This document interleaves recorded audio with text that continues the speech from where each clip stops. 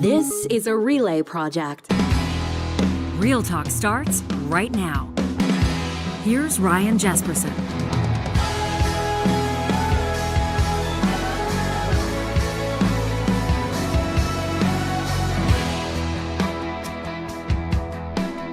It is on. It is on. Edmonton's mayoral race is wide open with perhaps, I don't know, was it the worst kept secret in Alberta's capital city? I don't know, but Andrew Knack, as you know, as announced on this podcast, on this show just hours ago in our most recent episode. I think it was about 10 minutes, and I blame you, Knack, by the way. He's sitting in studio. I'm going to give him shit for this in just a second.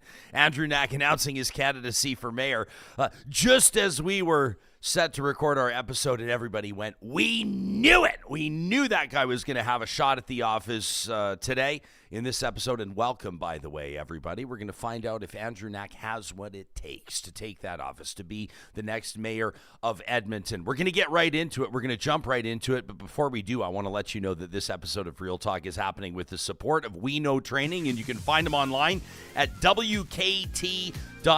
In a world where credentials and compliance really matter, especially in regulated industries, We Know Training is building something way bigger than just training courses. They're creating the infrastructure of trust, and that means when somebody says they're certified, whether they're operating heavy machinery or looking after granny in the care home, you can believe that they're certified because everything's backed by digital credentials that cannot be faked, and that's something that every industry needs right now. That's right. We Know Training doesn't just deliver the training, they deliver proof that you've done the work, you've earned the credential, they're verifiable, they're secure, and they're stored in your digital wallet.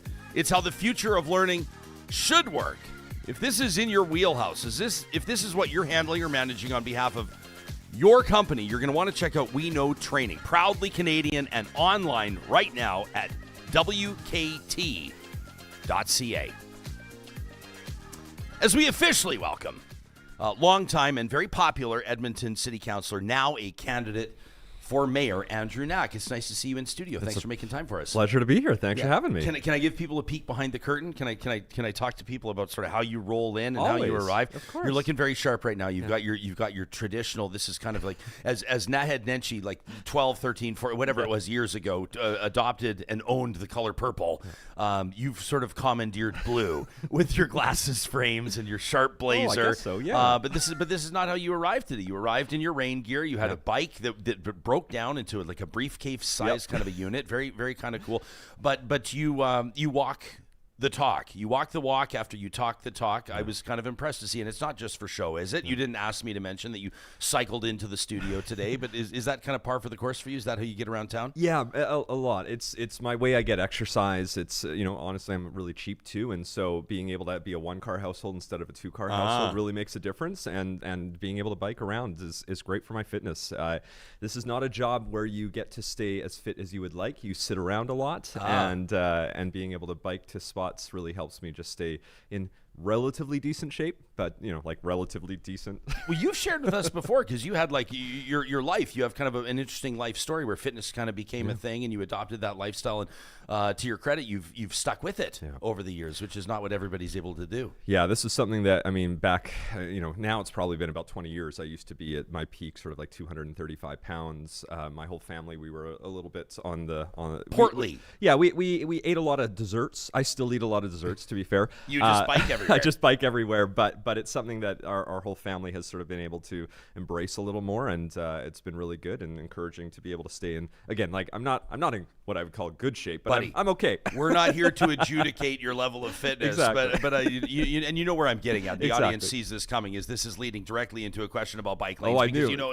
And that's not probably issue number one in this mayoral race. But you know how it goes. Like when there's no incumbent, it's basically kind of you versus Tim Cartmel right now. That's kind of the mayoral race. race in Edmonton.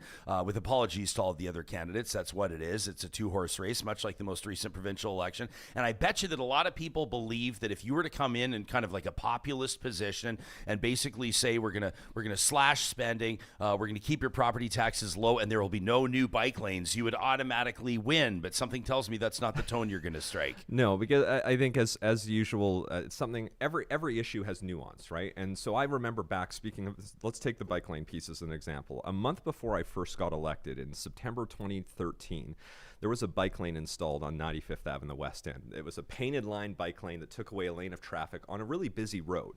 And everyone hated it, including me. And I hadn't started biking at that point in time, but I could tell it was not the right thing. And when I got onto council, we voted to remove it. But we said it's not that we're never going to invest in bike infrastructure again, but we need to take context into consideration. So we need to be very thoughtful about where you're putting infrastructure like that. And so, if we fast forward 12 years, we're actually about to rebuild 95th Avenue this year. It's about to go under reconstruction.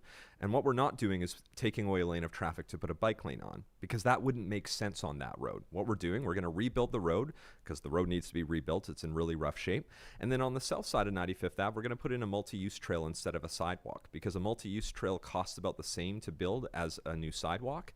And so we're going to add a new mode of transportation. We're going to add a new choice for people while maintaining that road and building it up to a higher standard. So no matter whether you choose to drive, to bike, to walk, or take transit, you will now be able to use that road as a main mode of transportation. And that's the type of approach we need to take. So that's the type of nuance. So yeah, you're not going to have me come and be like, we're always going to do this or we're always going to do that, because oftentimes issues have nuance and you need to be able to be thoughtful in each of these decisions. Yeah, kind of tough. It feels these days. I was accused yesterday. I put an unofficial, unscientific Twitter poll out there on the Future of Canada post. And I had somebody criticize me, and they were 100% bang on for a lack of nuance in my Twitter question. I said, buddy, you're looking at an unscientific Twitter poll and you're seeking nuance. Yeah. But these days, even compared to when you first ran for council, the landscape has changed in how politics is done, and quite frankly, how campaigns are won as well. And I bet you there's a lot of people wondering if a nice guy like you can be enough of an asshole to actually win a campaign. Are you going to have to be a little bit of a different version of Andrew Knack to be mayor right now? No, because that would be disloyal to the person that I am, right? I think you have to be able to show people what you've been able to do. I think the best way to prove what kind of mayor I can be is to show people all of the work I've been able to accomplish over the last 12 years. I've been able to help improve affordability through expanding access to our transit and to our recreation centers. We've been able to help with safety, particularly on traffic safety. We've been able to help manage growth pressures in the West End. We've been growing so quickly, like we are seeing in a lot of the city. And the way we're doing that is by providing the amenities and services people want to see. We're building a rec center. We're building a library. We've built a fire hall. In the older neighborhoods, we're maintaining the infrastructure we have. We're trying to rebuild older infrastructure. So that's the way to do this, is that I don't want to become a different person if I have the opportunity to serve as mayor. I want to show people that the person that I've been over the last 12 years is exactly the person you can expect to be Edmonton's next mayor. Was this most recent version of city council since the 21 municipal election, right? Was this most recent version different than others in a more challenging sense? It seemed to me, let me just speak as a citizen, and based on what I hear from real talkers and kind of the obvious observations, are that it just felt like this council kind of never really clicked as a unit. It hasn't really established itself in a positive sense of having any real sort of identity. There seems to not have been as much maybe a cohesive nature as councils in past. You have this look on your face, for the benefit of our podcast listeners, like you're going, what the hell is he talking about? But that's what people tell us. Do you think that criticism is fair or unfair? So I've definitely heard that criticism as well. But I've worked on 3 different terms of city council. Yeah. In terms of the ability to actually try to work together to find consensus, I found this council has been more willing to understand different perspectives, hear different ideas, share those values when they're coming in. There were plenty of examples in my first 2 terms of where it got, I would argue, a lot more challenging, where maybe not all members of council were able to get along as well as one would like. I said this back. I don't mind that, by the way. Yeah. No, there's a difference between disagreeing and even disagreeing passionately versus being disrespectful. Sure. Right? And there were examples I've seen over my time where there has been very disrespectful behavior. What I saw a lot of this time is more disagreeing passionately at times. When I talked about this back in September when I had said I wasn't going to run to serve as a city councillor again. One of the things I did say about this council is I felt that this council is the smartest council I've ever worked with. In terms of the life experience, the educational experience, the knowledge that many of these councillors bring, it was far more diverse than we'd ever had in my other 2 terms. And that's no disrespect to the other 2 terms. There were some incredibly intelligent people, thoughtful people, but I actually learned far more in in this term than I did in my first 8 years, because there were so many different experiences and points of view that came forward that we didn't used to get on council, and that was a very deliberate decision. So that's something I think was really great. I mean, I will say the one thing I do think that was missing is that we started this term still in the middle of a pandemic with 8 new city councillors and a new mayor. And I think that what we 8 new out of 13, including the mayor, right? Yeah. So that's pretty wild. Yes. I mean, we've never seen that kind of turnover, at least in decades, I don't believe. And so there were a lot of variables that created a lot of challenges. I think the one thing that was probably missing that I would have liked to have done differently, and what I would like to do if given the opportunity to serve as Edmonton's next mayor, is making sure that within that first month or 2, that you're not just sitting down with your council colleagues to say, here's what let's talk about everything we just heard on the doorsteps. It's what did we hear on the doorsteps? What are the things we think we can action over the next 4 years? What are the things we think we can action in year 1, year 2, year 3, year 4, and have a clear strategic plan that we can both make sure our city administration is delivering upon, but then we can also hold ourselves accountable to the public and say, here's what we're going to accomplish. Here's what we've talked about. Let's action these items. And I think that was missing over this period, because pandemic, new council, a lot of serious issues, and so it felt like there was a lot of reaction taking place and not as much of a proactive approach that really needs to happen and that needs to lead from the mayor. The mayor needs to be the one to champion that. The mayor needs to be the one to action that, and then they can show that to Edmontonians. Yeah, kind of a tough wrap up to his tenure for this Edmonton mayor, for Amarjeet Sohi, for obvious reasons. You were on this show talking to us just a number of months ago about why you weren't coming back, and people can obviously go back and check out that interview, but you were all said and done, and I was grinding you. I was trying to put you on the spot and demand an answer from you on whether or not you were going to, humbly submit your experience and your services to Naheed Nenshi to run for Alberta's NDP in the next provincial election. And coyly and deftly, you avoided giving us an answer in that scenario, but here you are running for Edmonton's mayor. Is that solely, or was the biggest factor that Amarjeet Sohi is not running again? You didn't want to run against Amarjeet Sohi? There are actually a lot of factors in this. Like for me, I started having this conversation before the mayor even started exploring the federal race. And part of what I wanted to do is get a sense of what would I be hearing? Would I be hearing something different over this last couple of months that I was hearing, over the last 11 and a half years? Because, while we are of course elected by the ward that we serve in, the oath we take is to the entire city as city councillors. So you have the great privilege of getting to travel the city all the time. So I've spent the last 11 and a half years going across the city, hearing from people, hosting meetings, knocking on doors. And what I had really started to notice is there were 3 things, and I touched on them a little bit earlier here, which is that we're hearing a lot about affordability, and not a surprise, the federal election, that was a major issue, affordability. We're hearing a lot about how some people don't feel as safe as they used to in the city. And then the other piece, which sort of ties these together, is how fast we're growing as a city. And the pressure that's putting on new areas, the pressure that's putting on older areas, and what that means and how you actually are going to deal with that. So when I started to have more and more of those conversations and really get a sense of these 3 things being a major point of concern, and then obviously there were other factors that were changing, the U.S. election, the federal election, and then the mayor ultimately made that decision.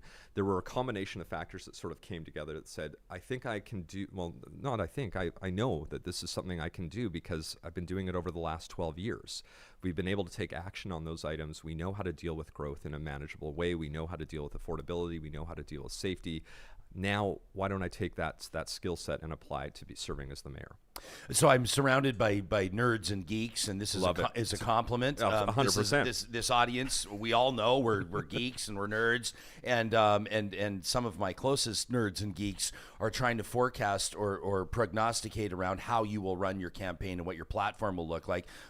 Is it fair to say you didn't launch with a fulsome platform online? People are kind of digging right now, trying to figure it out. You got some time, obviously, but folks are predicting that you're going to run this campaign kind of straight down the middle. Probably your biggest competitor here, your colleague on council, Tim Carmel, will probably lean a little bit more toward to satiate conservatives in the region. But I agree with these nerds and geeks that I'm talking to that suggest that the last thing that you probably want to do is be perceived as the left option. How do you perceive what your policy will reflect? What are your top priorities? And if you were to put yourself on a spectrum, typically municipal politicians were able to dodge this question and say, well, the beauty of municipal politics is that we're nonpartisan. Not anymore. There's parties now. Will you be launching a party? No. You won't at all. No. So you're running as an independent candidate. Will you be endorsing candidates in any other riding? Not any. Nope. Not even your former staffer in your former ward of Nakota Iska. When I was wearing my citizen hat, I had lots to say on that. But I'm now running for mayor, and I'm going to be working with whoever Edmontonians choose to send as their next city councillors. Why will you not endorse your former staffer? Because I think as mayor, you're responsible to work with every single person. And I've talked so much about partisan politics and how I think that is a poison on our local democracy. And if you start going down a path of creating this party, we know the issues. People, when they are in part of a political party, put the loyalty for the party above all else, above the people they serve, about everything else. That system is so broken. We've seen it federally. We've seen it very recently provincially. We've had 2 UCP MLAs who are no longer UCP MLAs for daring to just ask for transparency. That was their greatest offense. They asked for transparency. And their reward was they were kicked out of the party because they didn't show loyalty to the party above all else. That is a system that we cannot have infect our local democracy. This is the last stand. I know this sounds a little bit like hyperbole, but this is very much the last stand of showing people that you can get together and work together with people across party lines. That's what I've been doing for 12 years. I've worked with people on the right of the spectrum. I've worked with people on the left. I've worked with people in the middle. And that is so important because people don't want us fighting all the time.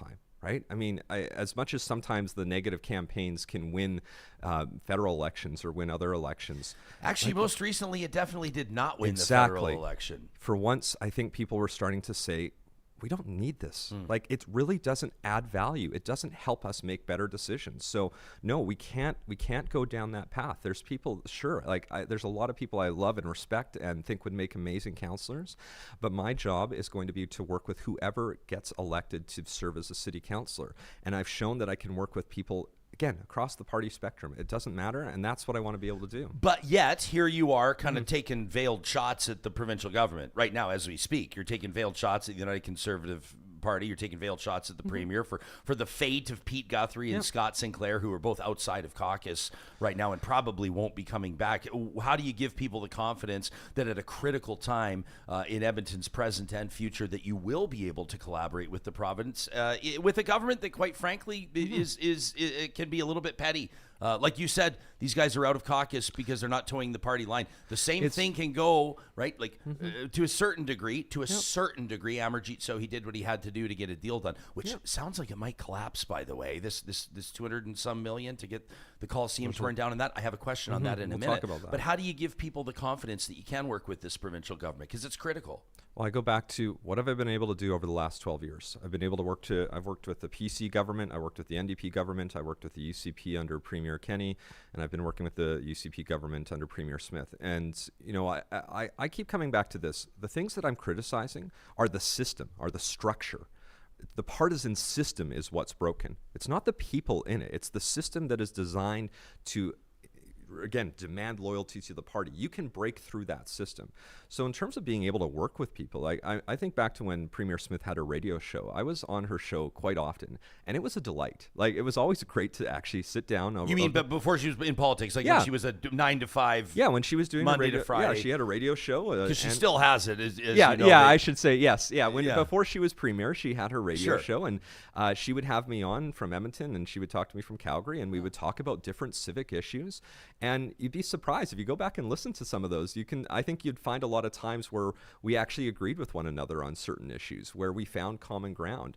And that to me is what we need to apply. So as the next mayor, I have the ability to go and sit down with folks, find that common ground about the issues that we need to work on. I think we share common values. If we're going to work on things like affordability and safety and how we're going to manage growth, I've been hearing that come from this government, from this provincial government quite regularly. So I think there's a lot of opportunity to meet and find that common ground.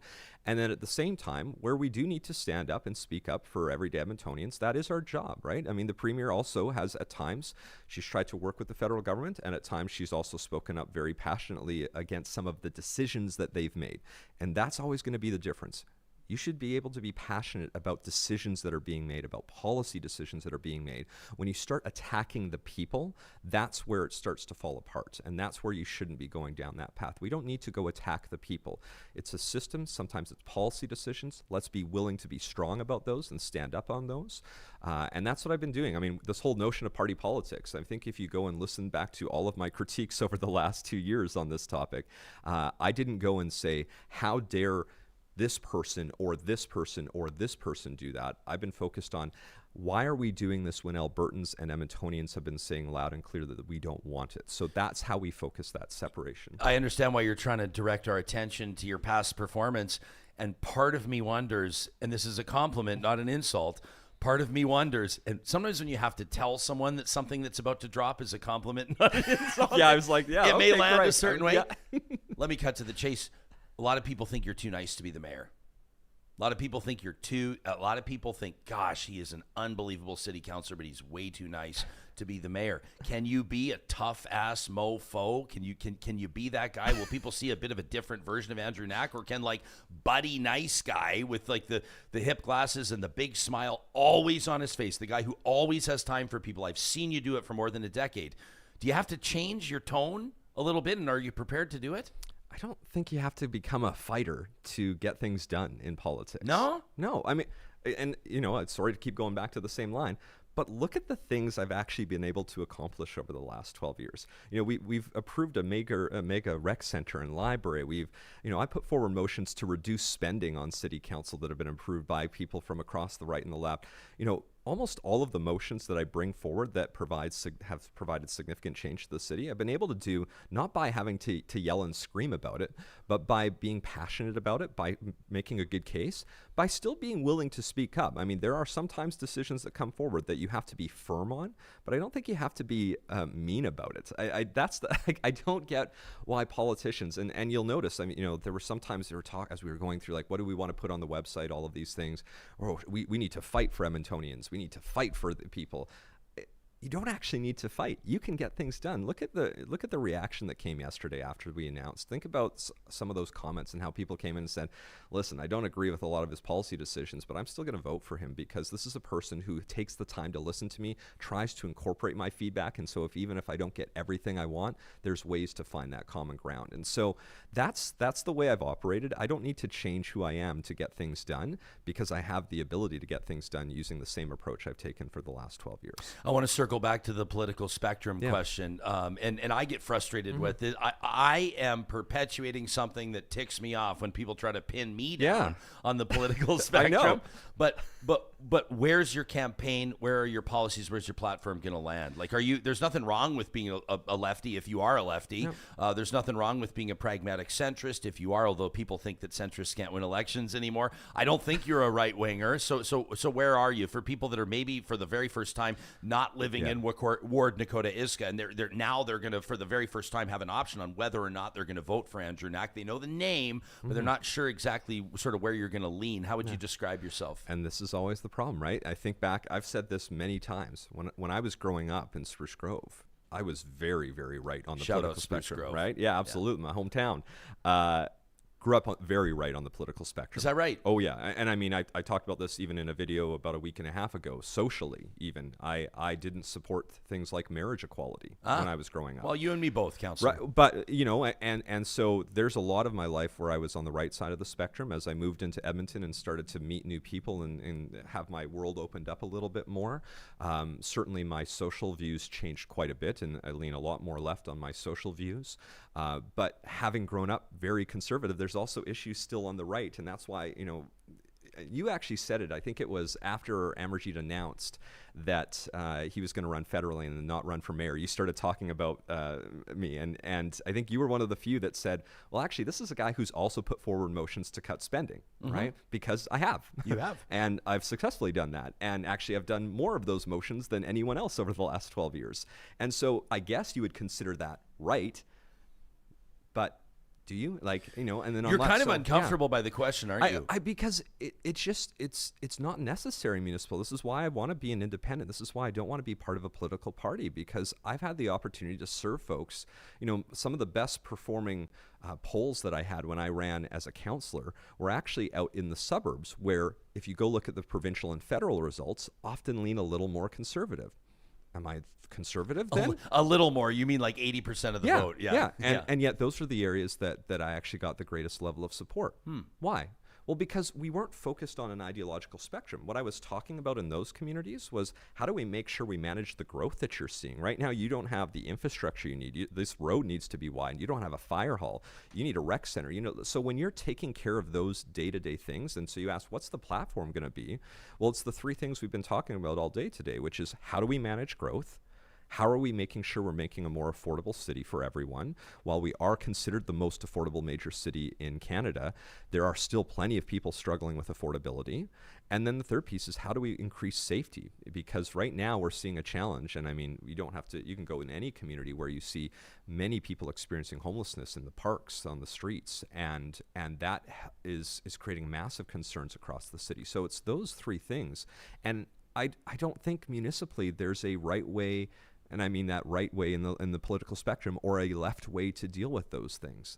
Those are issues that are, I think, priorities no matter where you fall on the political spectrum right now. There might be some nuance in how you tackle that, but I don't need to be right or left, because that's not how I've operated most of my life.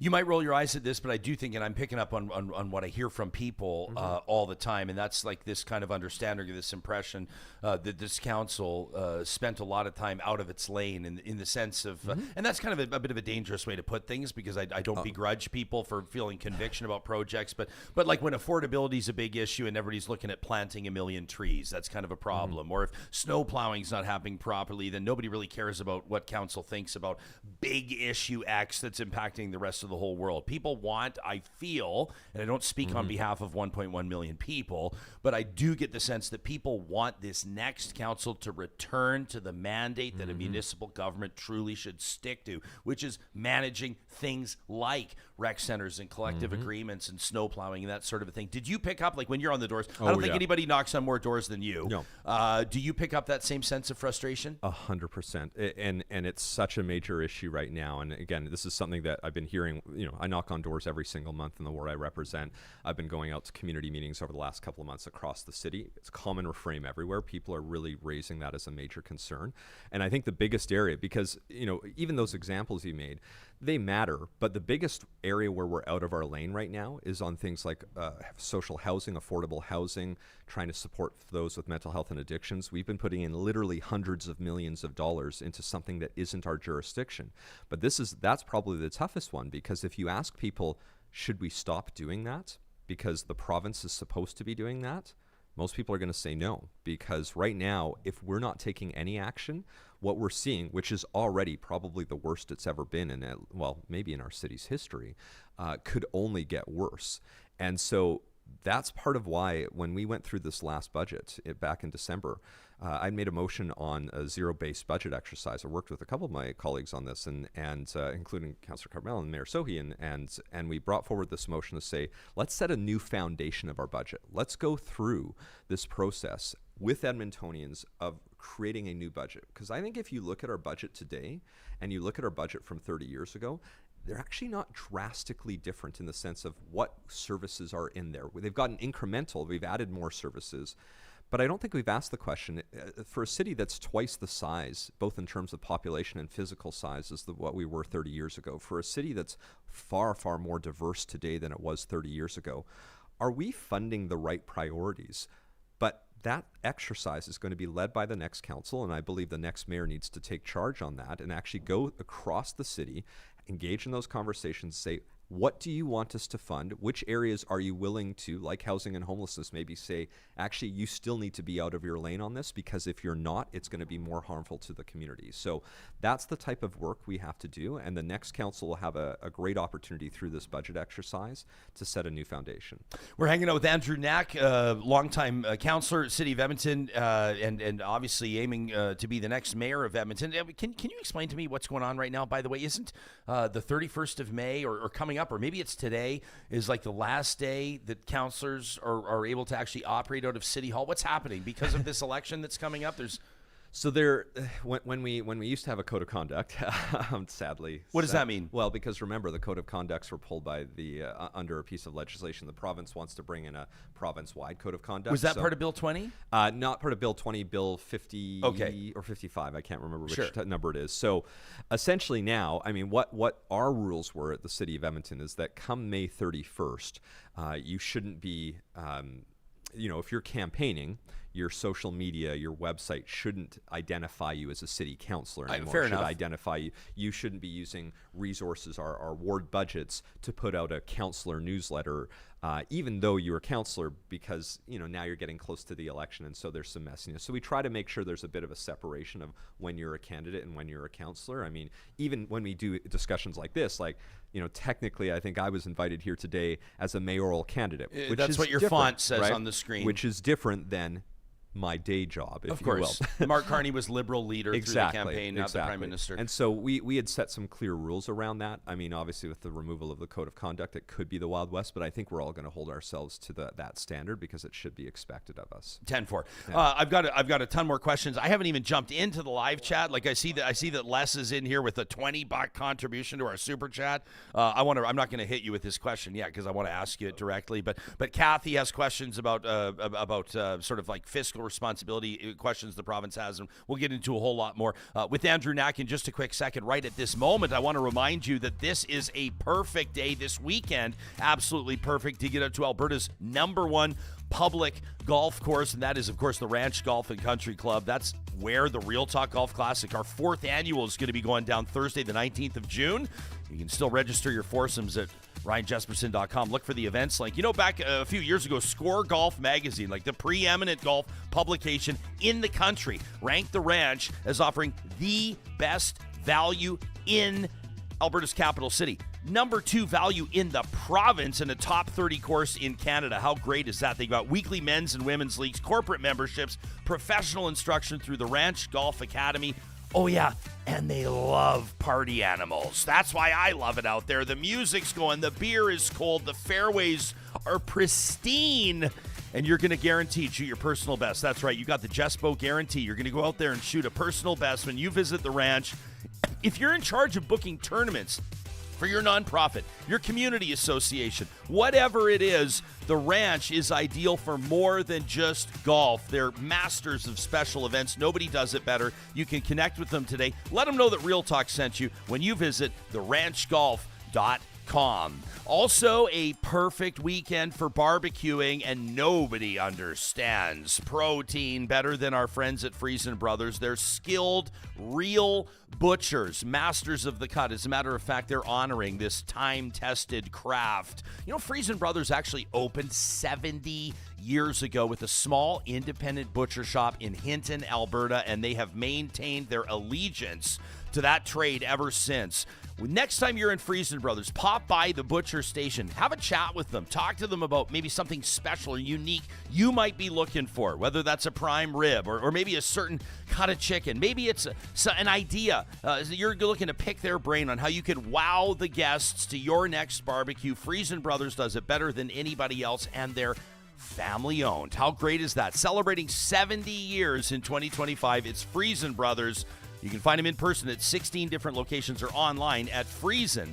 Talk a lot about Alberta-owned businesses, about proudly family-owned businesses. That's California Closets of Canada as well. Canadian-owned and operated since inception with custom closets and storage solutions for the entire home. I know what some of you are thinking. Let's cut to the chase. Real talk. You don't think you can afford a California closet. You see the work they do. You see the quality of the craftsmanship, and you go, I don't have budget for that. You want to bet? California Closets can work with any vision. They can work with any budget. And no matter the installation, it is all guaranteed for life. And the best part about it, it all starts with a free consultation. It is risk-free when you sit down with a designer at California Closets of Canada and paint the picture of exactly how you want to invest in your biggest investment, your home. You can request that free consultation today by visiting californiaclosets.ca. And we also want to show some love and some support to our friends at Hope International Development Agency. They've got their annual Run for H2O. That's the Run for Water coming up in Sherwood Park on the 14th of June. Today, that's May 23rd, is the final day for early bird pricing. You know, you can register for just $35, all in support of critical water security projects in Ethiopia. I personally am very proud to partner with this Hope International Agency, and I can guarantee you're going to have a wonderful time at the Run for H2O. They've raised $30,000 so far. They're hoping to get that up to $120K.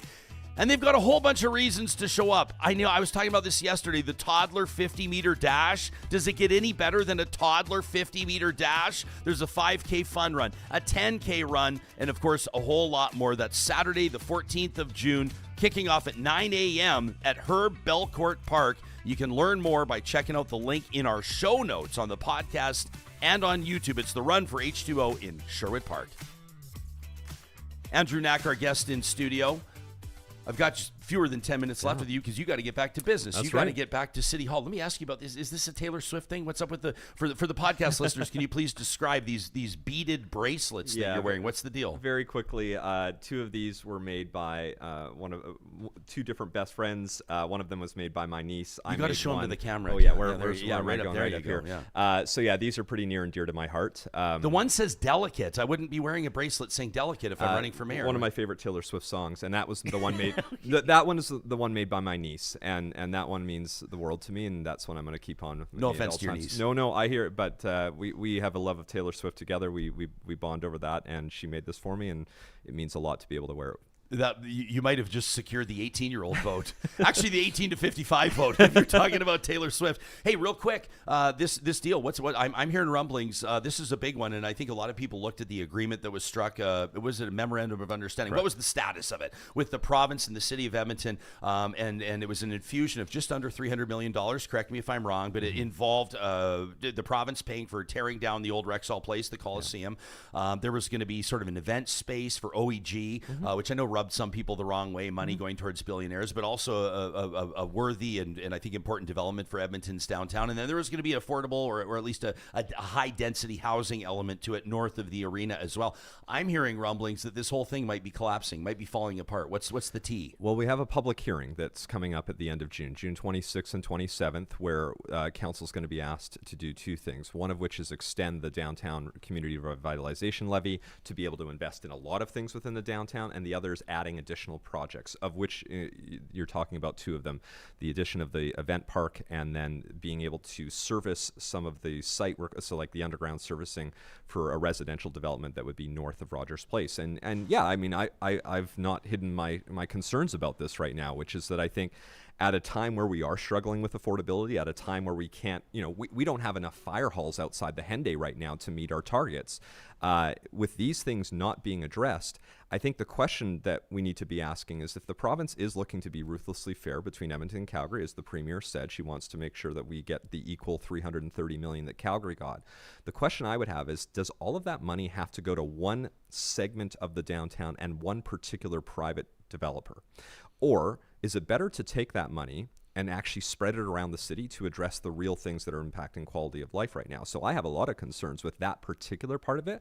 We absolutely need to invest in the downtown. But if we're going to address the things that people have been sharing with us about what they want to see improved in the downtown, there's two things you need to focus on: housing and safety. And I'm curious as to how an event park helps address housing or safety. If we could double the population of downtown in the next 5 years by investing in housing, what would that do for vibrancy and safety in the downtown core? If you could actually help redesign some of these LRT stations where there's concerns around safety, what would that do for people's feeling of safety and security when they're visiting downtown?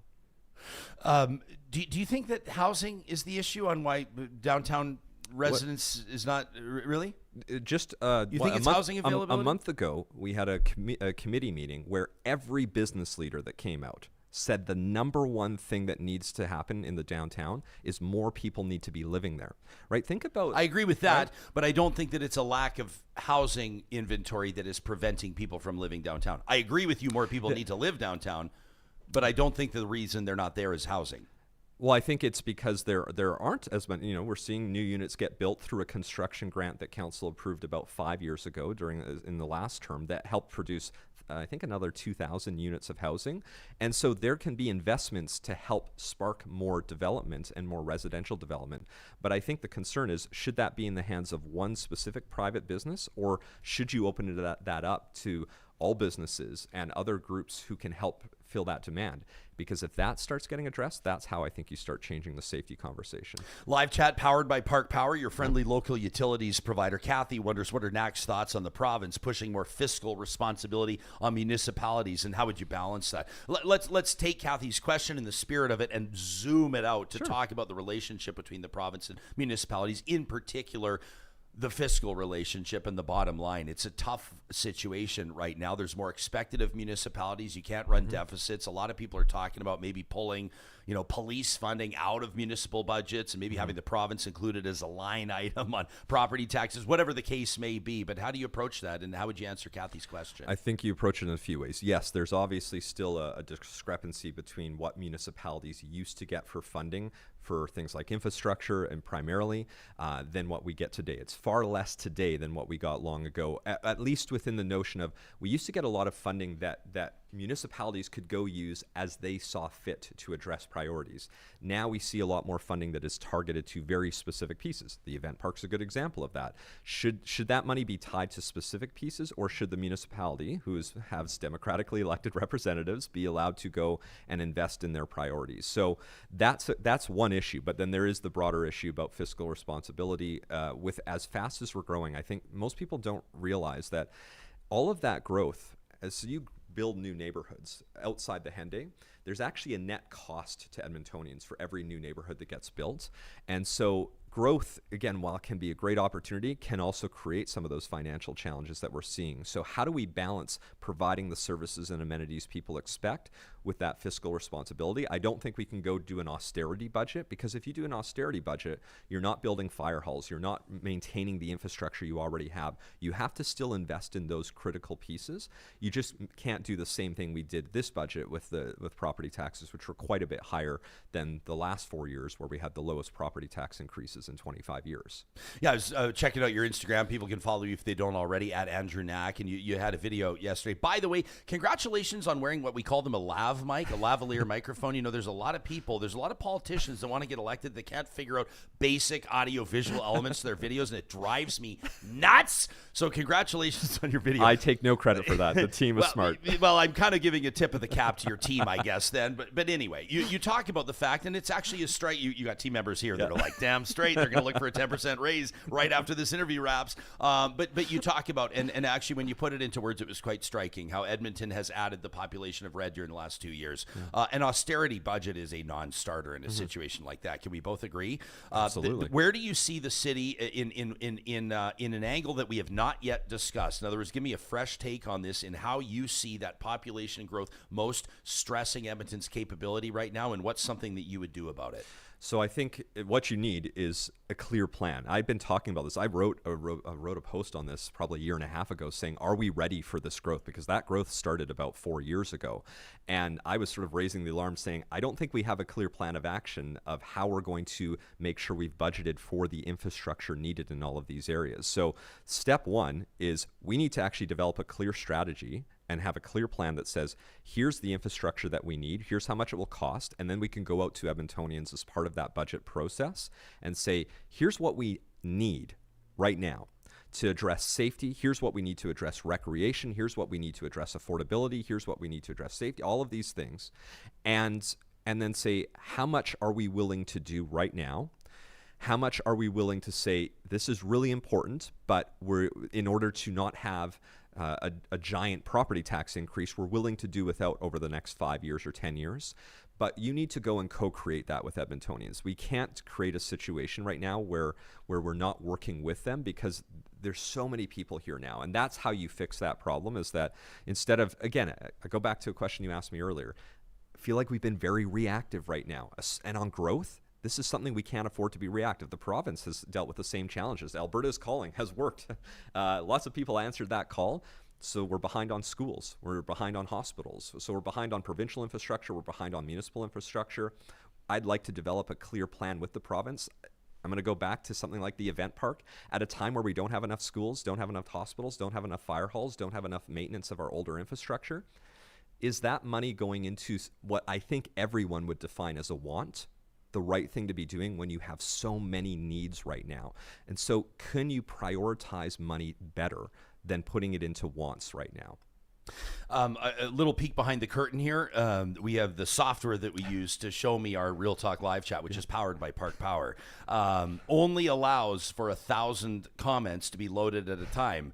And the engagement on this interview is so significant that I have lost the comments that I had at the beginning of this interview. So that's kind of a good problem to have. But the reason that I bring that up is that we have a loyal audience member named Les joining us from Southern Alberta, who's thrown 20 into the super chat. And I don't see his question anymore, with apologies to Les. But I remember the spirit of it. And the spirit of his question was around accessibility. And Les is an advocate for persons with disabilities. And he's often in our live chat advocating for people that may be ACE recipients, or maybe folks that are using wheelchairs, or whatever, living with a number of different disabilities.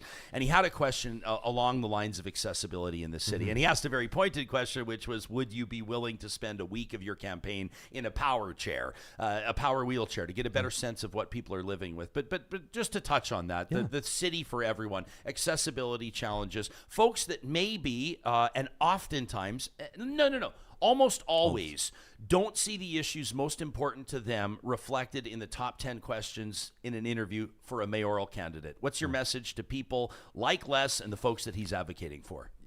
While Edmonton's doing some good work on accessibility, in fact, just yesterday we updated our accessibility for persons with disability policy that we have in the city that does set out a clear plan of how we help those who have accessibility needs in our city. We're still well behind where we need to. I served as the council rep on the Accessibility Advisory Committee for a number of years. I've been out. I've actually done an hour or so in a wheelchair with some folks in the city. We have so much we still need to do. Part of why I had concerns with this last 4-year budget was, while this council actually did invest more in snow removal, you talked about snow removal earlier, this is the first council that actually did meaningfully increase the budget. I actually just felt it wasn't enough, because there are massive accessibility issues for the winter time. I've made motions and we're working on things, we won't get too in the weeds of this notion of what's called complete streets. How do we design our roads and sidewalks? Because when you're rebuilding a roadway, especially a local roadway and a sidewalk, why are we having the sidewalk dip down into the road and then forcing people to come back up?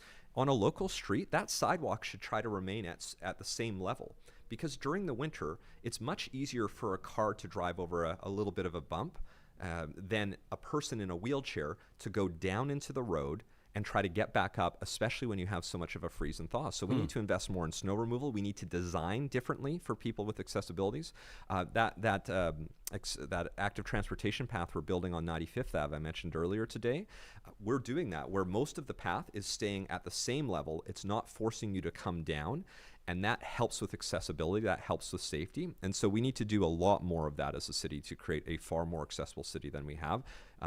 Having gone on that committee and been there for a long time, there's still a lot of work left to do. Accessible housing is another major issue that is not being met right now. Too many people need accessible housing, and there's not enough supply.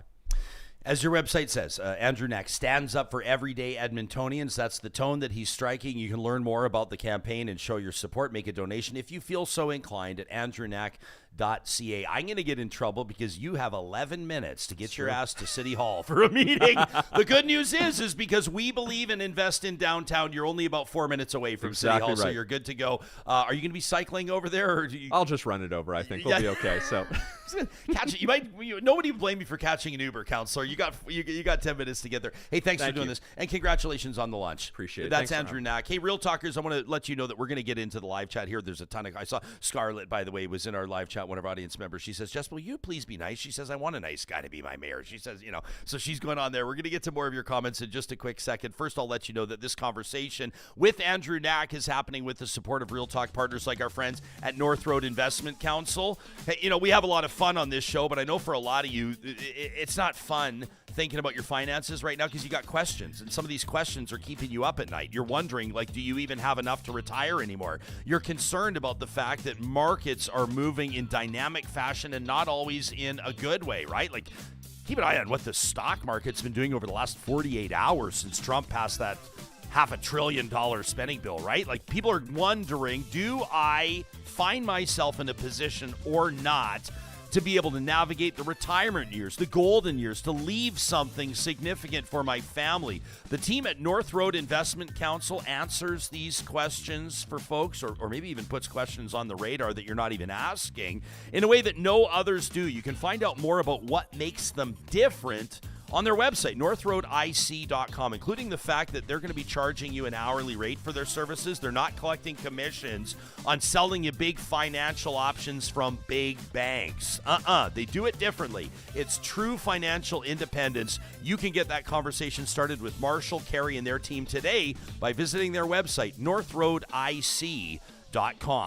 Hey, a shout out to our friends at Kubi Renewable Energy on 10 years. I remember doing an interview with their CEO, Jake Kubiski, when they had been in business for mere months. He was coming out of the oil patch. He saw big potential in green energy, and he had one buddy and one pickup truck, and they were going around putting solar on rooftops. Now they are the busiest solar installer in Western Canada, and it's not even close. You've got 1 month left to win a $5,000 discount on your solar installation as they celebrate 10 years of Kubi with a $10,000 giveaway. Purchase your Kubi solar system, pay your deposit before June 18th, and your name's into a draw. 2 Kubi winners. 2 customers are going to win $5,000 off their solar investment in celebration of a decade of sustainable energy. You can learn more by visiting their website, kuby.ca. That's kuby.ca. Maybe you're talking about sustainable energy, you're talking about new opportunities, you're talking about a dynamic job market. Are you thinking about maybe a post-secondary move, maybe a journey into adult education, maybe dreaming of getting that undergraduate degree or that MBA? You've always thought about it, and now's the time to take action. You want to do yourself a favor and check out Athabasca University at athabascau.ca.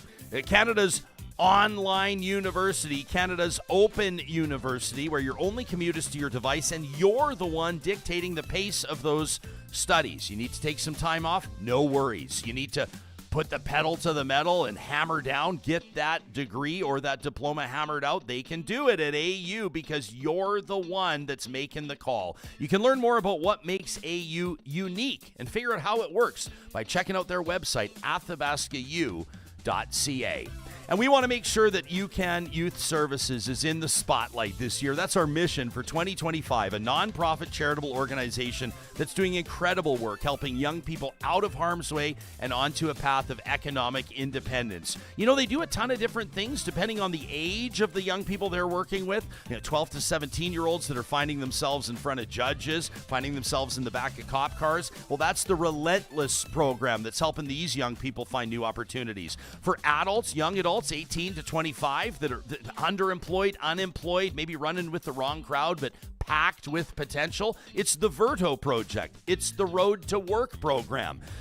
If you're thinking of someone in your life right at this moment, as I'm describing these programs, consider a referral. Make a connection today by visiting their website at youcan.ca.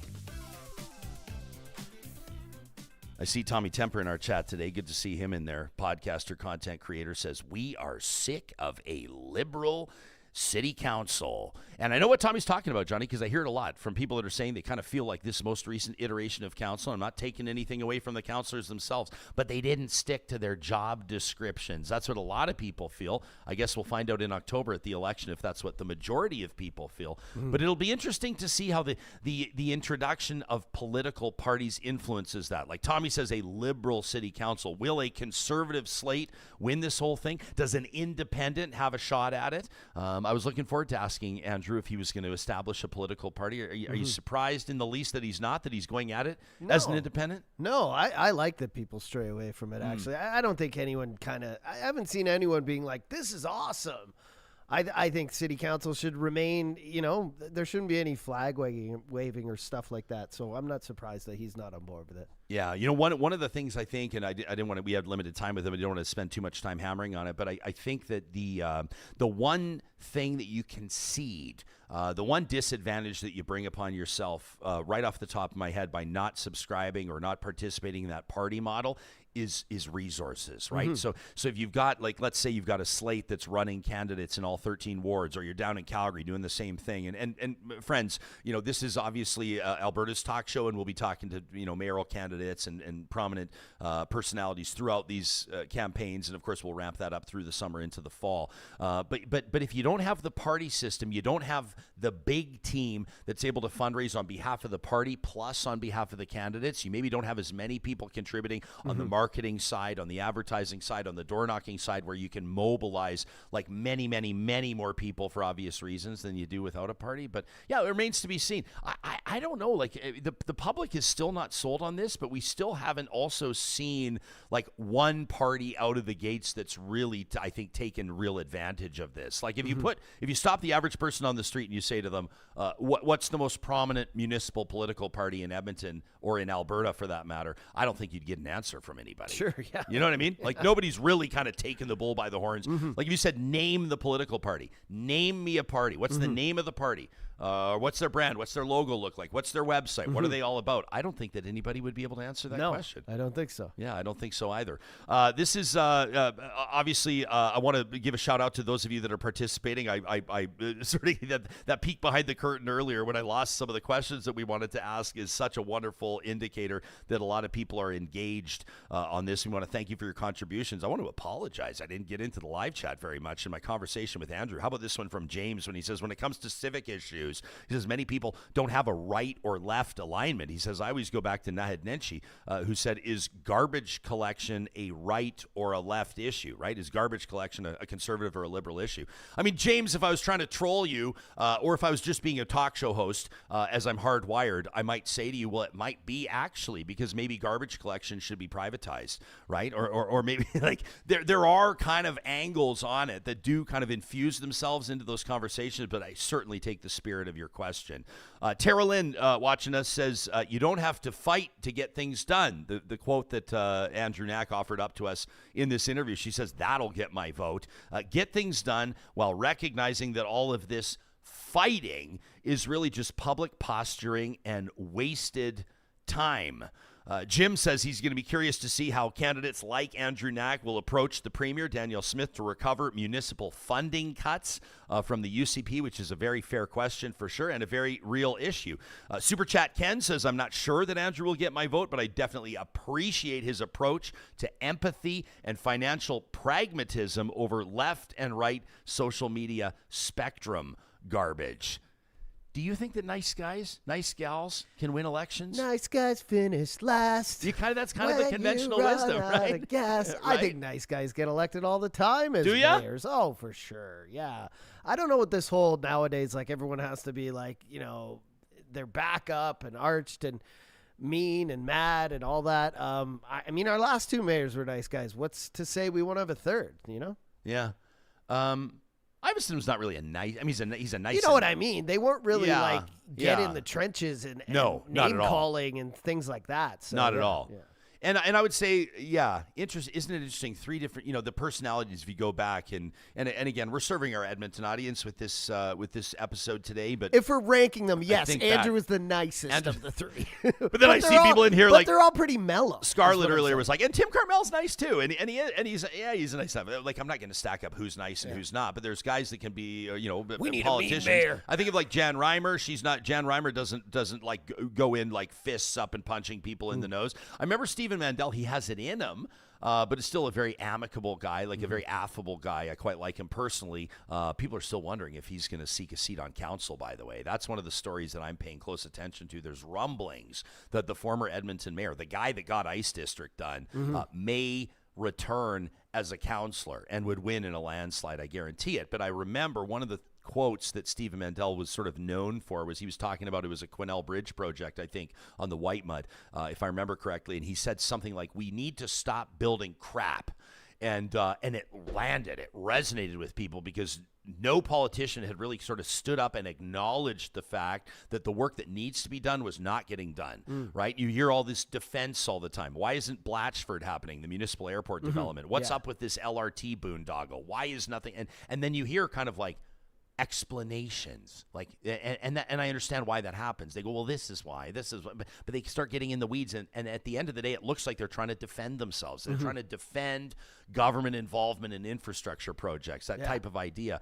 And I think sometimes people just want a politician that will, maybe in a way that's a little bit rough around the edges, even call a spade a spade. Sure. And say the things that everybody's thinking. Sure, but we need, like, I do realize people don't like it. Like, people don't really, they're not all for green spaces and bike lanes and art and all this stuff, but we need it. Like, your life would be pretty dull and suck without them, right? So, but like, I liked everything Andrew had to say. I mean, I think our next mayor has to address, I mean, I don't know what in your mind, your top 3 things are, but for me, it's like, number 1 is downtown revitalization. Yeah. Like, we got to get downtown kicking again. Like, we got to make people want to move downtown, want to live there, feel safe downtown. Even though I do think the whole crime thing is like a little exaggerated. Like, if you look at the numbers, crime rate is lower than it's been in a decade. I don't know if you know that. Yeah, it is. Now the rate, but violent crime is up. I was just going to say that the incidence of crimes involving weapons is up, but the rate at which those are happening is down. So if you think back to 2014, like, that's pretty safe, right? But people don't feel safe, so I understand that. Number 2 for me would be like the LRT situation. Figure this the fuck out. Like, public transit needs to be awesome in this city. We're growing, more people need to get around, more traffic, more people need to avoid the traffic, especially people who are on lower incomes. Let's get that figured out. And then number 3, which just arrived for me in like the last 2 weeks, because I was totally unaware that this province is basically the bottom of the barrel for the way we treat the disabled people and people who need access to, like, things like what Les was mentioning in the chat, like earlier snow removal and ramps and all these things. So now that's on my list, because I just think I like, as a province and as a city, like, Edmonton being the capital city of Alberta, we should be at the forefront of that. We should be the most accessible place in the province for people with disabilities. And I was just mind blown at that episode, listening to them talk about it, where we had those 2 guests on, and I had no idea. Like, I didn't think we were first, but being basically last. Alberta's last in a few things right now. But last in how we treat the disabled in terms of how we build infrastructure for them and just everything. That's ridiculous. So that would be my theory. What's on your mind for the mayor? Oh man, yeah, I think as a guy with a family, like, what's your I mean, I want to vote for somebody that and again, you're giving, and I give you credit for this because you're giving specifics on, like, tangible, like, you're like safety, revitalization. Well, they all relate transit, to me, right? Accessibility. Like, things I want. Mine is more like the vibe I'm looking for, and people will roll their eyes at this, but I want to have a mayor in the city that I live in, regardless of where I live. In the city I live in, I want to have a mayor that understands how things work and how to get deals done, that understands the role that they have as not just a collaborator, but somebody whose job it is to build consensus on council and build relationships with other levels of government, and somebody that infuses, and this is a word. So you want a nice guy? No, I didn't say nice guy. As a matter of fact, I want someone that's not going to get pushed around. Oh, okay. I want somebody that that understands their roles and responsibilities, the potential that they have, and the audience or the constituents that they serve.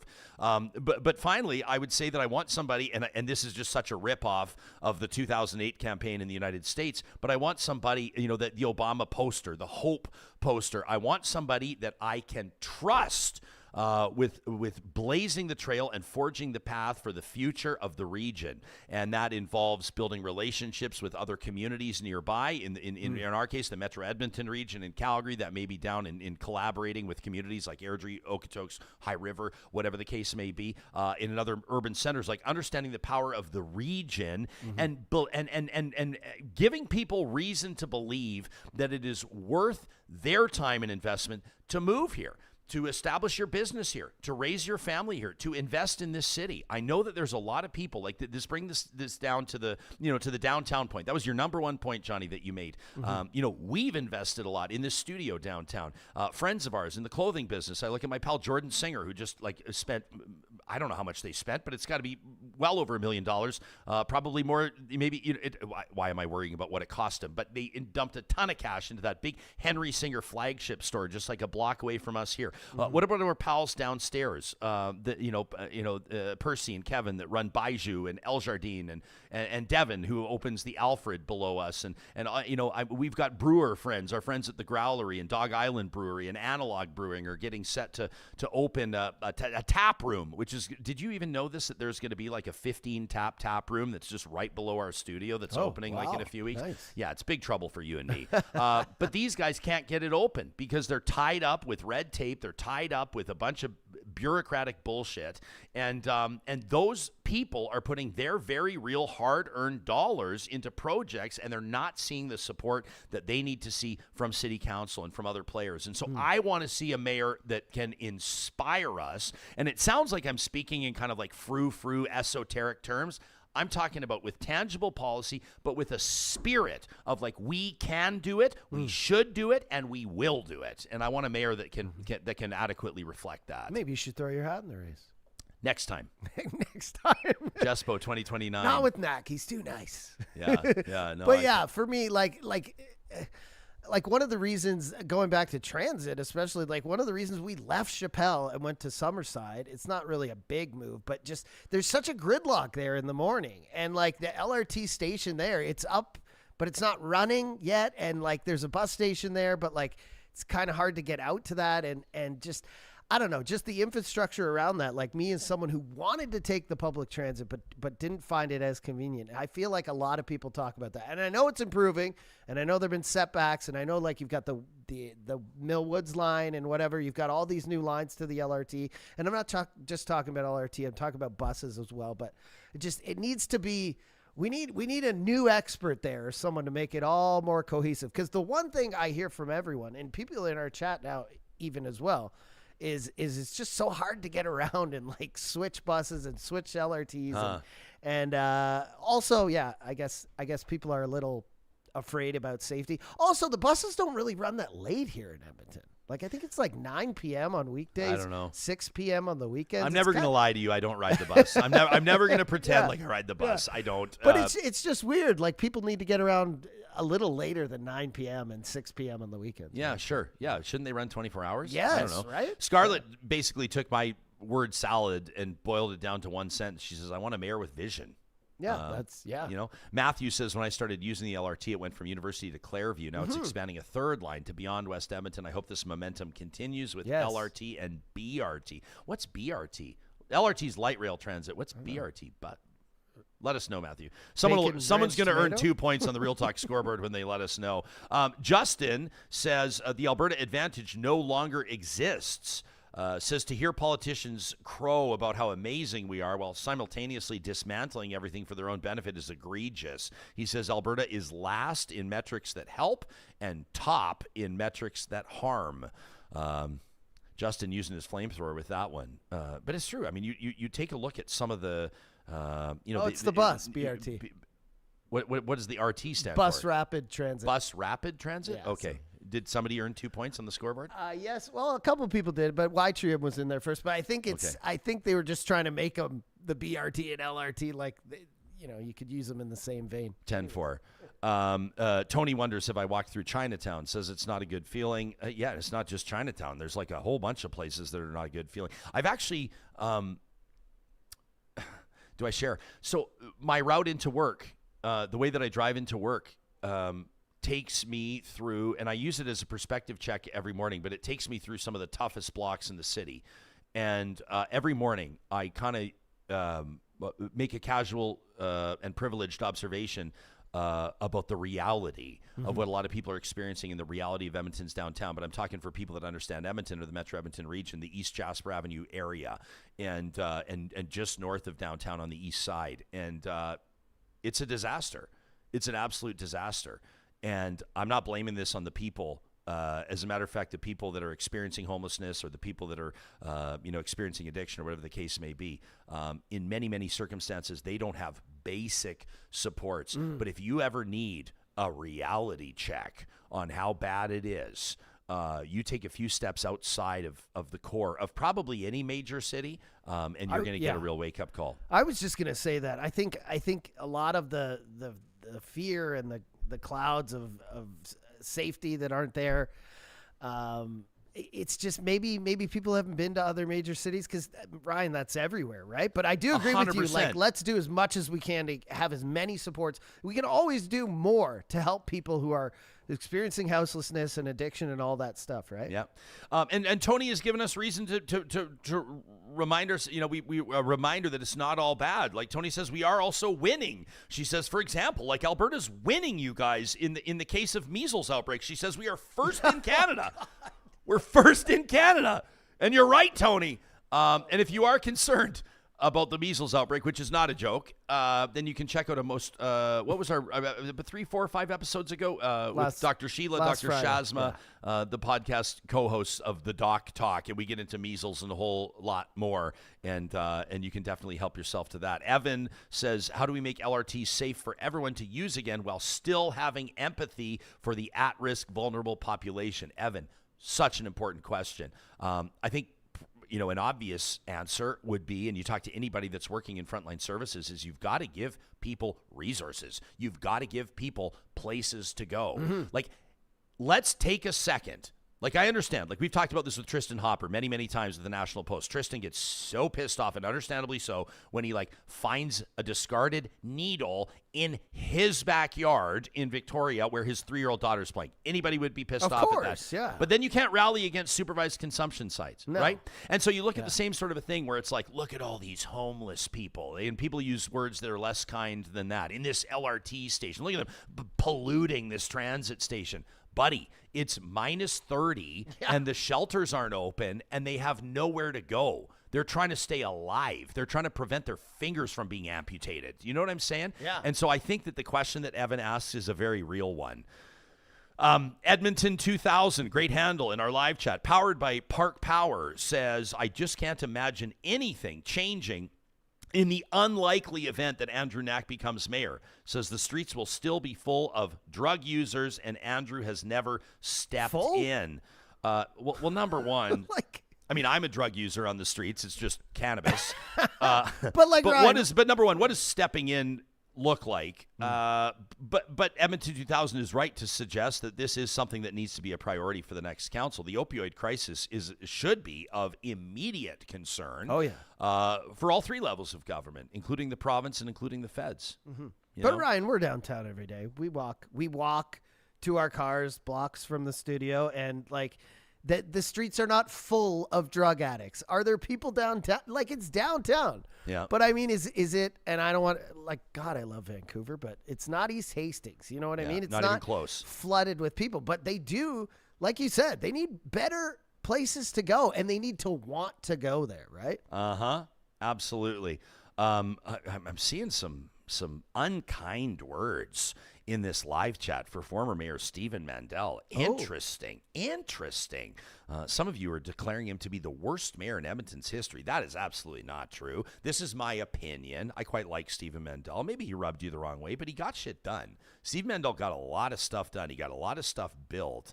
And I think that people are looking for a return to common sense governance. You know what I mean? And I don't know that people feel like you've had that. If you were to ask someone, and I'm not kicking a guy while he's down, because Amarjeet Sohi on a personal level is actually a wonderful guy. But if you actually ask, and sometimes maybe time will allow history to be more kind when you evaluate someone's political legacy. But if you had to ask someone, what is Amarjeet Sohi's political legacy as the mayor of Edmonton, I bet that people might have a tough time answering it. And I bet that that's probably going to be a tough pill to swallow for Sohi, right? I don't think that that's a position that he envisioned himself being in, but I do think that it has set the table for what's going to be a very competitive mayoral race. I would want to reference back when Edmonton 2000 said, in the unlikely event that Andrew Knack is mayor, I don't think that there is any guarantee right now of anybody. There is no, I look at this race, I think Cartmel was first out of the gates.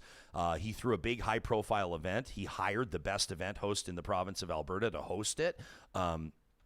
I thought you might at least laugh a little bit at that, Johnny. I don't know. That was the one. You're busy keeping the plane flying. You're busy keeping the plane. There's a lot of chatting going on right now. There is going on right now. The chat is off the chain. But Cartmel was early in declaring, which I think was effective in chasing away a bunch of other people that would have been on the center right. Right. And so I think that worked, and he's done a ton of fundraising. We didn't get into asking Andrew about his fundraising because I think, number one, he wasn't going to give us an answer on that. And number two, it's early, so we'll see. But I think that there will be a challenge for him there. But I do not think that this is currently a scenario where there's a runaway candidate that is the guaranteed winner here. I don't think so at all. And I wouldn't even rule out the fact that somebody else may enter the race. My guess is that nobody else will. And I'm not talking about like some guy on your block that a few people have heard of. I'm talking about like a legitimate contender that's going to roll in with the $750,000 to $1 million that it's going to take to run an effective campaign. But I don't know that we're going to see like another, a quote unquote big name into the race. I think that you've kind of got. I think you were right. I think people kind of feel two now. There's it's kind of like the centrist kind of progressive. By the way, Erica, I saw your comment in there earlier who says Erica believes that centrists just can't win. It's kind of like a pithy position, and you can make an argument for that. I mean, probably the provincial example would be the Alberta Party, which just kind of fluttered into insignificance. But people will probably see Andrew Knack as like the kind of center left guy. They'll probably see Tim Cartmel as the center right guy, and it's going to be a two-horse race. We'll see if somebody else throws their name into the mix. Dwayne says Edmonton needs improved infrastructure, safety improvement, and something that will put the city on the map so visitors will want to come here. And obviously, Dwayne is talking about the Stanley Cup. Yeah, and we'll have that. My man. A few weeks. We don't need a mayor for that. How are you feeling about tonight? Tonight, I'm feeling good. I feel like that was a one-off. I mean, you've got, like last year in the playoffs, I think we let in 4 power play goals. Edmonton did the whole 4 rounds, and then they let in 4 or 5 in one game. I feel like, they remember how we were like, man, we hope that those other series go to 7 because they'll get more rest. I think they got, when you get a little too much time off and then you come back to work and you're like, what's my password to get in my computer? It's the same thing. You're describing me. Yeah, they just need to shake the rust off. And let's be honest, they dominated for 40 minutes in that game. But this is the thing. I think we've said this for the last 3 years. Third period is the most important to Oilers. And I thought that they turned that around with all their comebacks. But like they really need to be diligent on, number one, the PK, but number 2, the third period. The third period is the most important, especially in the playoffs. Because look at Dallas. 5 goals, 1 period? Jesus. I don't know what happened.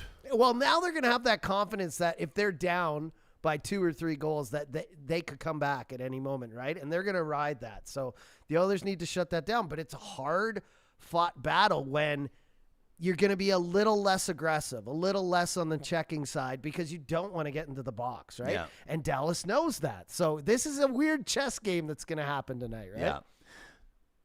Ken is calling me out. He says, Jespo, you live close enough to ride a bike to work. What? First of all, I'm a sweater. So riding a bike is not an option. I'm not going to show up here dripping in sweat. Number 2, what would a bike helmet do to this perfect hair, John? And number 3, my bike would guarantee get stolen if I rode it down here. So there's not a chance. Vamp says that you build ridership on transit by adding routes and frequency, not by cutting. Aaron says, Johnny, you're bang on. People need to go live or observe a major city anywhere. Silent Night says, I'm putting a big part of blame on bureaucrats, and the rest of us need to get our empathy back. I like that. JJ says, it seems like it takes disasters for action to happen, and that's a problem, JJ says. Why, for example, are provincial trade barriers just now coming down? Hear, hear, JJ.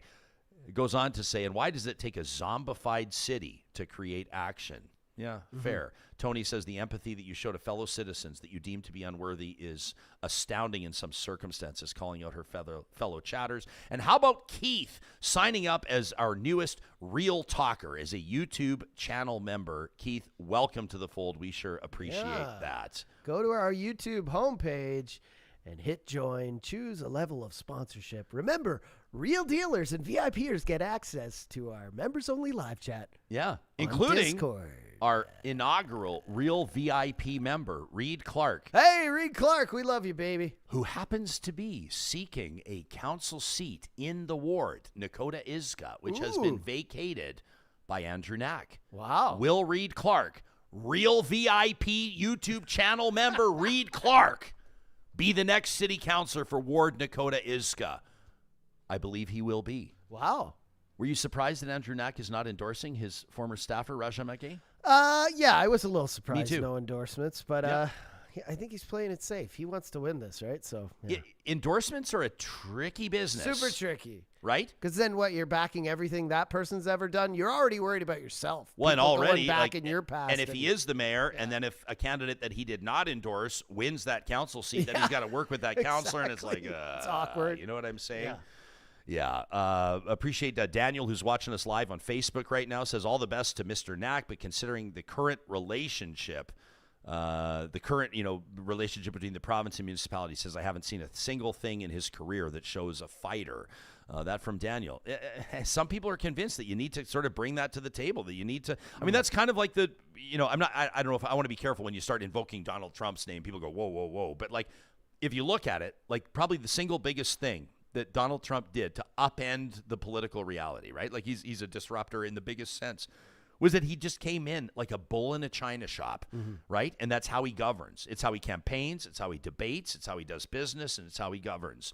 And I think a lot of people kind of like that, right? You even see Canadians that are kind of like acquiescing to America's ambition, right? Like this whole 51st state nonsense. And they love, they kind of love, like, Trump is like, that's kind of what they love, right? He goes and he takes it, and he takes what he wants, that kind of thing. It's not really prolonged. Like Trump is like a real strong cup of coffee. Like you take those first few sips and it kicks in and you get the jitters and it's anxiety and, whoa, we're going to do this, man.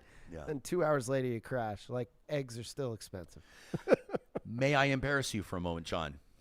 We received an email yesterday from a real talker named Rebecca. Oh. And this was after, and I want to direct people to this. This was our episode that would have been the 22nd of May. You can check it out. No. It was not the 22nd. It was the 21st of May when Sharan Kaur joined us. And we took on, some pretty heavy subject matter, including the Hockey Canada trial. These 5 former World Junior hockey players that are on trial, obviously facing charges around sexual assault. And a very serious and important conversation with Sharan. I encourage you to check it out. That was the 21st of May. You freewheeled. After that conversation, and you shared some thoughts on consent and on young adults, in particular young men. You were not scripted. You were speaking from the cuff and from your heart, I think, and I wanted to read this in front of the audience, John, from Rebecca, who said, wrote in from Spruce Grove, by the way. Shout out to Spruce Grove. She said, I just wanted to let Johnny know how much his words and support of EM, who's the plaintiff in this case, how much his words and support of EM meant to me. Rebecca says it was so refreshing to hear a man speak about consent so clearly and with such a strong stance. She says, you are a top drawer human, Johnny, even if you like broccoli. Well, you are embarrassing me now. Good. I mean, I thank you, but like this email scares me when someone says it's a rare thing. Yeah, that's why I feel like, especially as males, sport loving males, like we should call this shit out when we see it, because for someone to send an email and say, it's a rare thing for men to stay. What are you talking about? We should all be supporting women in this way. We should be making women feel safe all the time. And that whole situation, Ron, I don't want to get back into it because we're at the end of the show here. But like, you read those texts. You read what happened, the events of that night.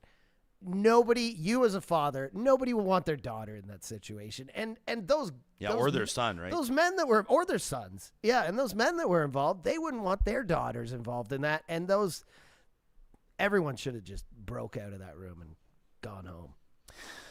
That's Johnny Infamous, everybody.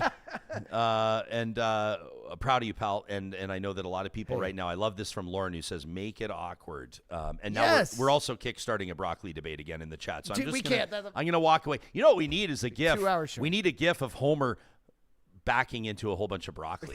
That would be incredible is what we need. As we wrap up our podcast week, every week, courtesy of our friends at the DQs of Northwest Edmonton and Sherwood Park, we invite you to bring us your absolute hottest takes. That's right. What's pissing you off? What's getting under your skin? What's the burr under your saddle? It's the Flamethrower, presented by the DQs of Northwest Edmonton and Sherwood Park. David writes in and says, hang on a second. Let me get this straight. We elect a new federal government, elected on a promise to make Canada an energy superpower. You would think that would be music to the Alberta government's ears, but no, says David. Literally moments after this new government is elected, the UCP goes on a separation campaign, something that apparently 2/3 of UCP members want, which goes against the clear majority of all Albertans. Is this truly about Alberta's prosperity? I think not. Not with all the healthcare scandals that this government's embroiled in. It says, I've lost count of the different ministers and the family members of the UCP leadership that are being directly accused of inappropriate conduct while governing, having their hands caught in the cookie jar. He says also, 2 major unionized workforces going to strike action due to the incompetence of this government. It's very evident that this separation conversation is being used to distract from the utter buffoonery that is this current government. These actions have led to investment being halted on energy projects due to the uncertainty that this has brought to our economy. Also, the lack of respect for treaties and First Nations in this province is appalling. David says, do separatists really think that if they somehow pull off a successful campaign that the rest of us aren't getting the hell out of here? That would be a mass exodus of Albertans due to our economy while the province is doing to separate. What is that going to do, everybody?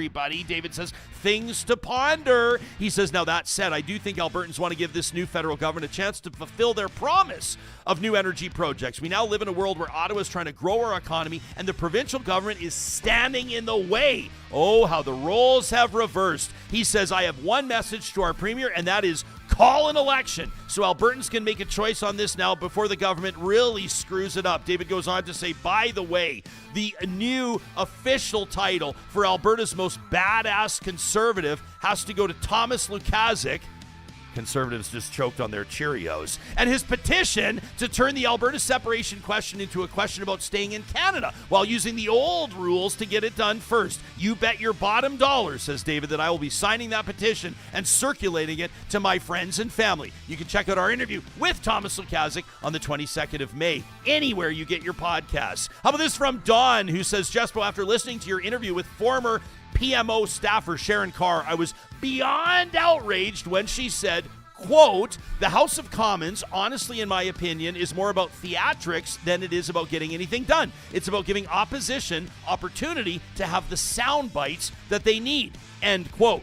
Dawn says her party, the Liberals, and other parties have caused the House of Commons to be irrelevant in the eyes of Canadians with their talking points, their non-answers, and their refusal to submit to the will of Parliament, despite the wet dream desires of the...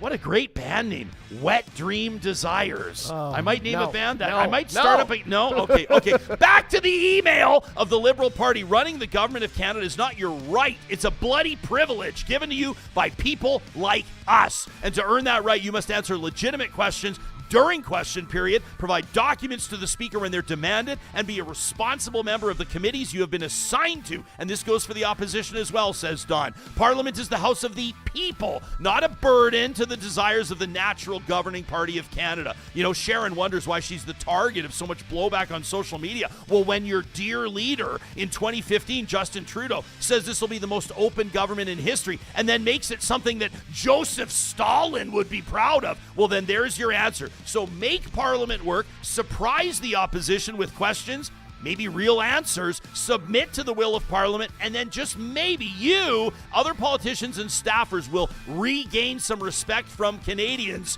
He signs off out of Saskatoon with a good day to all. Well, thank you very much, Don. And how about this one from Michael, who says, Jespo, a couple of flamethrowers ago, you read a YouTube comment from Patty. Patty was a little tough on you, Ryan, but she didn't seem to like that people were critical of the Premier when she was appearing on terrestrial radio. You want to treat ailments with bugs and mud instead of actual medically backed treatments? Fill your boots. Patty didn't like that I was hard on some parents that let their 18-month-old die of meningitis while treating him with mustard.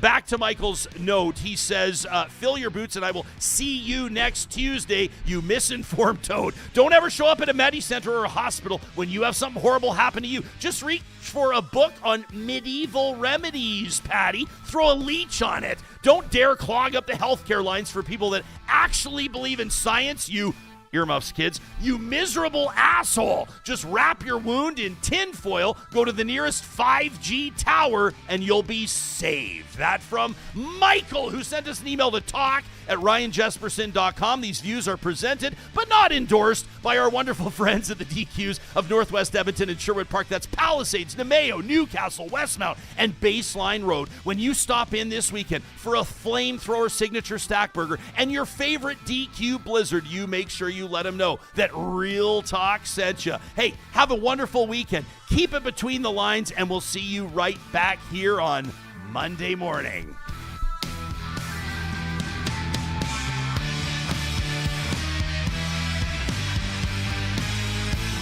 Real Talk is hosted by Ryan Jespersen, executive producer Josh Dunford, technical producer John Hicks, general manager Katie Cook-Chivers, account coordinator Lawrence Derlego, human resources Lena Shepard, website design Mike Johnston, voiceover by me, Carrie Skelton. Real Talk's editorial board is Supriya Dwivedi, Ahmed Ali, Brandy Morin, Ann Castleman, Corey Hogan, Harman Candola, Catherine O'Neill, and Chris Henderson. Member Emerita, Julie Rohr.